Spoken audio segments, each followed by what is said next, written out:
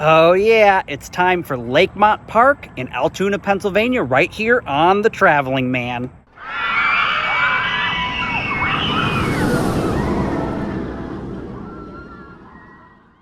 Yeah, let's go!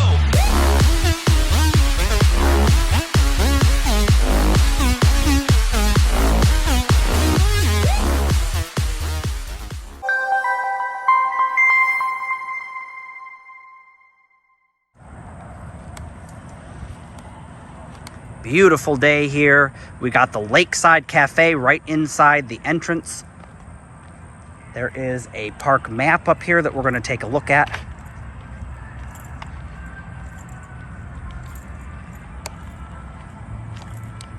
Look at this. I am here to check out some of the iconic rides they have.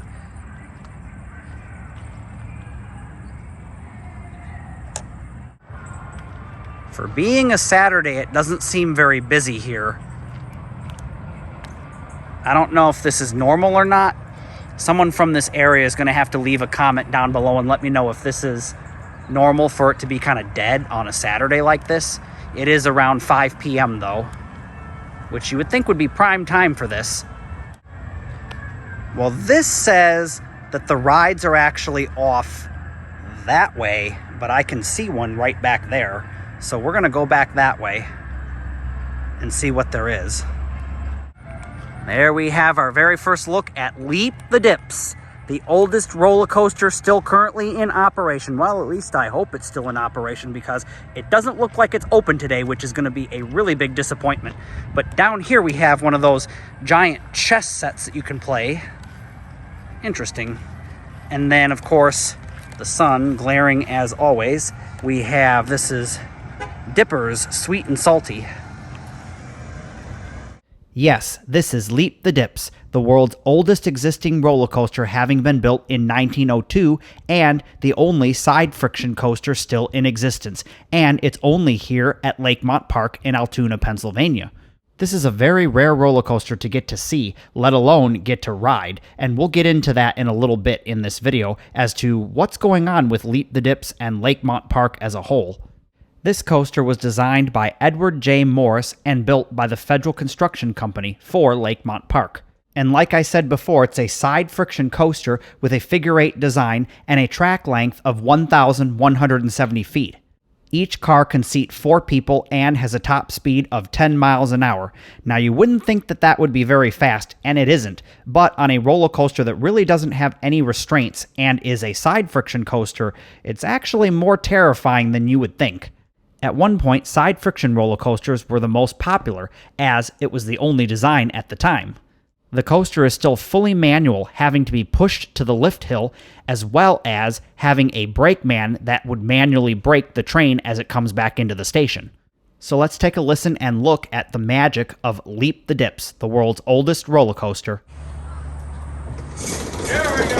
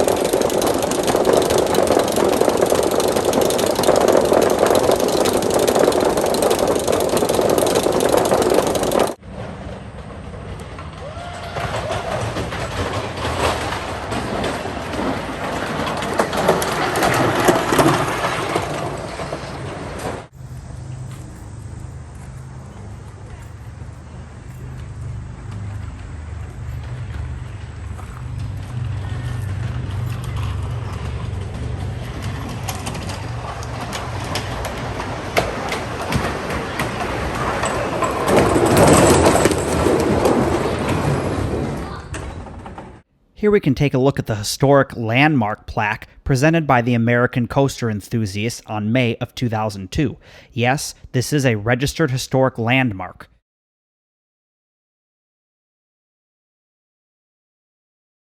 So here are my initial thoughts, and it's more from a visual standpoint than anything else, because I was trying to get a shot of the entire coaster so we could see the trains traversing the entire layout, but with all the trees surrounding this coaster, it's really difficult to actually see what it looks like, so I would prefer that they removed all the trees.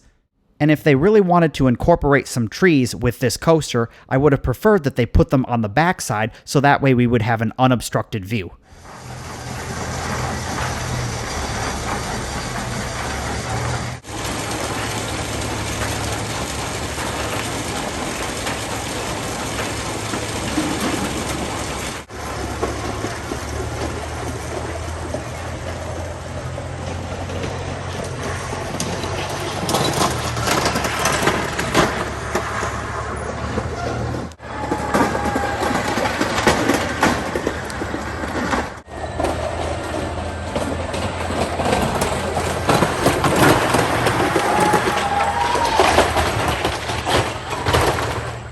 So let's hop aboard and go for a ride on Leap the Dips. I think the kid going into the raptor to try and get his back really put a pressure on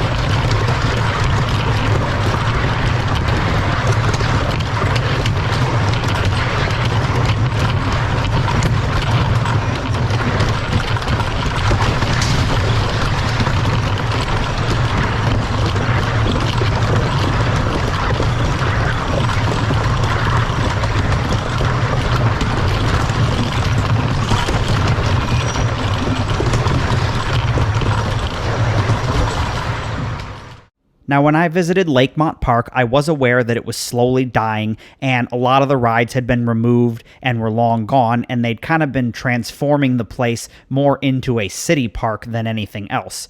But I wanted to come out still and see what was left, and, I kind of knew that maybe some of the rides might be closed, but I'd at least get to go on the coasters.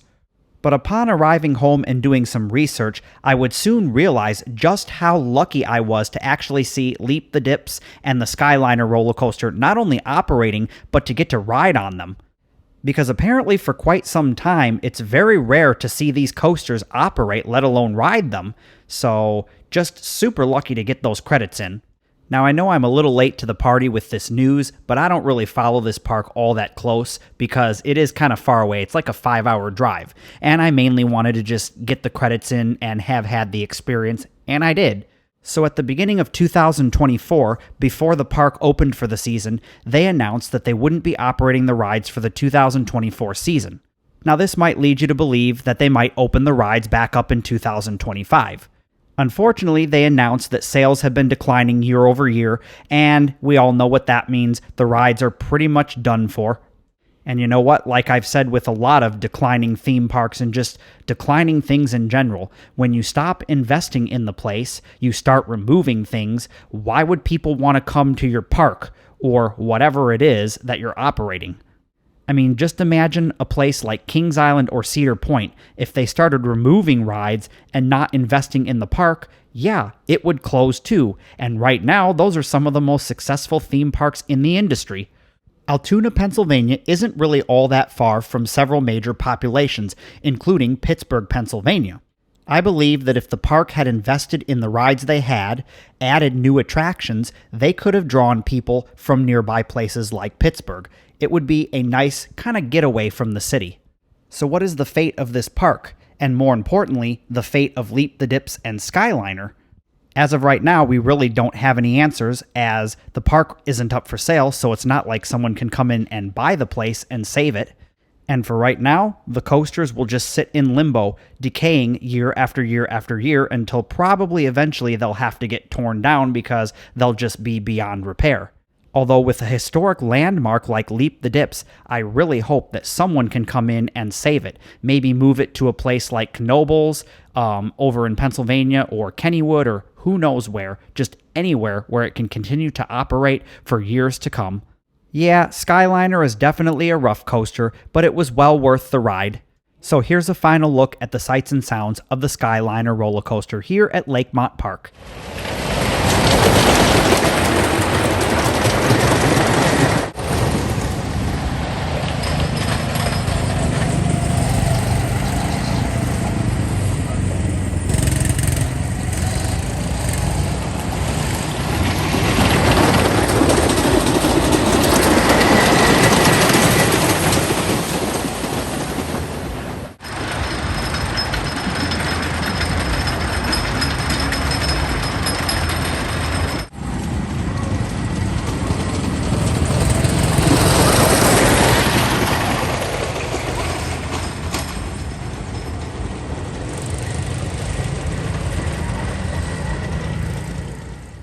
It's now time to hop aboard the Skyliner for one final ride.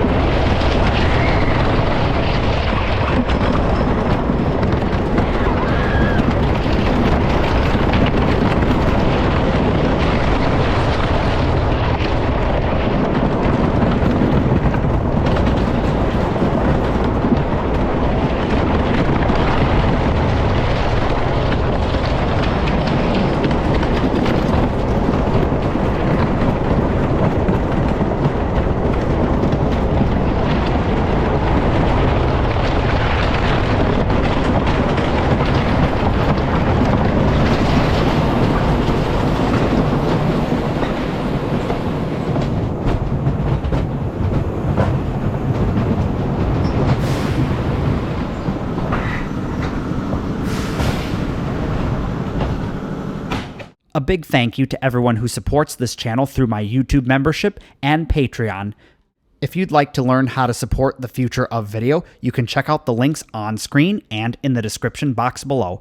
That's going to do it for today's episode, and I'll see you on the next one.